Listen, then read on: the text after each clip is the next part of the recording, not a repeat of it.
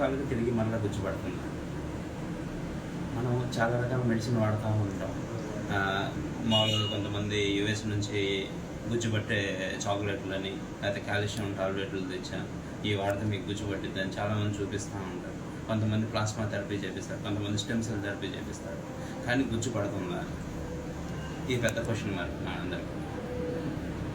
మామూలుగా బేసిక్గా మన బాడీ హార్మోన్సే రిలీజ్ చేయాలి. మన సైనోవియల్ ఫ్లూయిడ్ అంటాం, గుజ్జుని సైనోవియల్ ఫ్లూయిడ్ అంటాం. అది మన హార్మోన్సే రిలీజ్ చేయాలి. ఆ హార్మోన్ రిలీజ్ చేయాలంటే ఫస్ట్ మనం ఏం చేయాలి? జాయింట్ స్పేస్ ఇంప్రూవ్ చేయాలి. జాయింట్ స్పేస్ ఇంప్రూవ్ చేయాలంటే ఫ్లెక్సిబిలిటీ ఎక్సర్సైజ్ చేయాలి. ఆ జాయింట్కి సంబంధించిన ఫ్రీ మూమెంట్స్ రెగ్యులర్గా మనం చేస్తూ ఉండాలి. అంత రేంజ్ అయితే రాగలుగుతుందో అంత రేంజ్ మనం చేసినప్పుడే ఆ జాయింట్ స్పేస్ ఇంప్రూవ్ అవుతుంది. ఆ జాయింట్ స్పేస్ ఇంప్రూవ్ అయినప్పుడు మన బాడీలో హార్మోన్స్ ఆ ఫ్లూయిడ్ని ఇస్తాయి. అందుకని ఏం చేయాలి? మనం first avoid pills and start doing exercise.